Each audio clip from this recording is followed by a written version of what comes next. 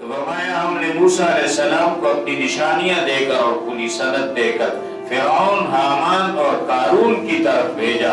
جب حضرت موسیٰ علیہ السلام ان کے پاس پہنچے اور اپنا تعارف کیا کہ میں اللہ کا نبی ہوں، فقالوا ساحر کذاب، کہنے لگے یہ نبی نہیں ہے، یہ تو ساحر ہے، جادوگر ہے، کذاب اور جھوٹا ہے۔ اللہ پاک انبیاء علیہ السلام کو جو حیرت انگیز معجزات دیتے تھے وہ ہر دور کے مطابق ہوتے تھے۔ عیسیٰ علیہ السلام کو اللہ پاک نے جو معجزے دیے وہ میڈیکل اور طب کے ساتھ تعلق رکھتے تھے، اور عیسیٰ علیہ السلام کا دور دنیا میں طب کا دور ہے، بڑا طب کا عروج کا دور تھا۔ بڑے بڑے حکیم اور بڑے بڑے طبیب دنیا میں بیماریوں کی تشخیص کرنے والے اور دوا دارو دریافت کرنے والے تھے۔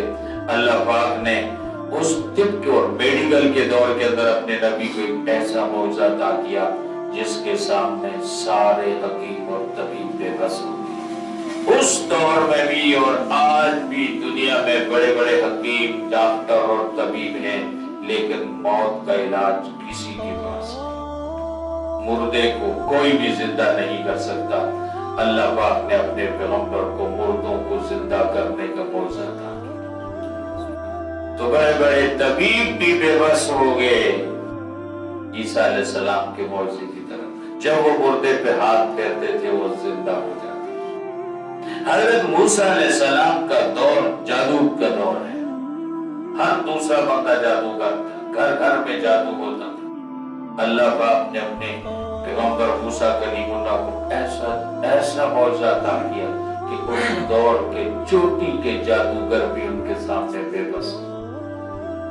بظاہر ایک جادو ہی لگتا تھا، جیسا کہ بظاہر علاج لگتا تھا کہ عیسیٰ علیہ السلام ہاتھ پھیرتے تھے اور مردہ زندہ ہو جاتا، لیکن یہ معجزہ تھا عیسیٰ علیہ السلام کا۔ تو اللہ تعالیٰ نے موسیٰ علیہ السلام کو ایسے معجزات عطا کیے جن کو دیکھ کر وہ یہ خیال کرنے لگے کہ یہ جس طرح اور ہمارے ملک میں جادوگر ہیں، موسیٰ اور ہارون بھی ایسے جادوگر ہیں۔ فقالوا ساحر، کہنے لگے یہ جادوگر ہے، کذاب، جھوٹا ہے، نبی نہیں ہے، جھوٹا نبوت کا دعویٰ کرتا ہے۔ فلما جاءهم بالحق من عندنا، اللہ فرماتے ہیں جب ہماری طرف سے حق لے کر وہ آل فرعون کے پاس پہنچے، قالوا اقتلوا ابناء الذين آمنوا معه واستحيوا نساءهم، تو فرعون نے کہا کہ مار ڈالو اس پر ایمان لانے والوں کے بچوں کو اور ان کی عورتوں کو زندہ رکھو۔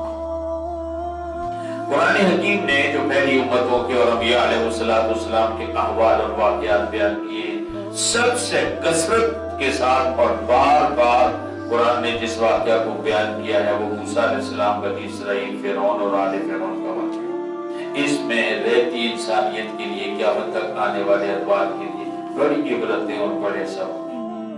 بنی اسرائیل کے بچوں کا قتل 2 بار ہوا، ایک موسیٰ علیہ السلام کے آنے سے پہلے اور ایک موسیٰ علیہ السلام کے نبی بننے کے بعد۔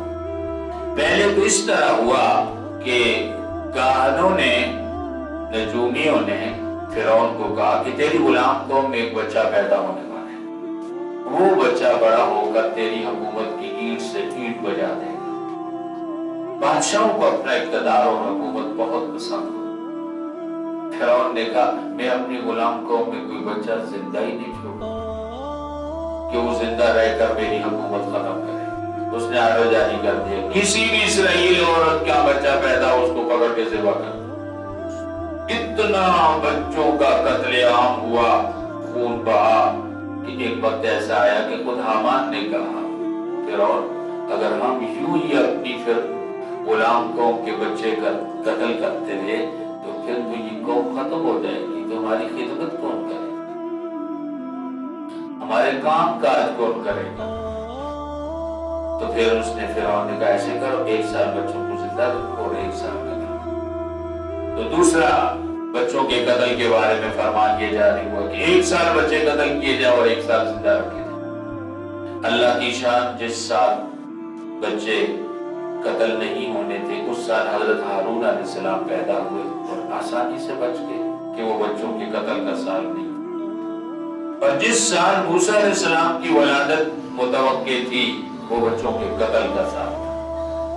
اللہ چاہتے تو حضرت ہارون علیہ السلام کی طرح، ان کے بڑے بھائی کی طرح موسیٰ علیہ السلام کو بھی اس سال میں پیدا کرتے جس سال میں بچوں کا قتل نہ ہوتا تو آسانی سے بچ جاتے تھے، لیکن اللہ پاک اپنی طاقت اور اپنی قوت اور اپنی حاکمیت انسانوں کو بتانا چاہتے تھے کہ میں موسیٰ کو اس سال میں پیدا کروں گا جو بچوں کے قتل کا سال ہوگا، پھر بھی موسیٰ کو بچا کر فرعون کو بتاؤں گا کہ اصل رب میں تو نہیں ہے۔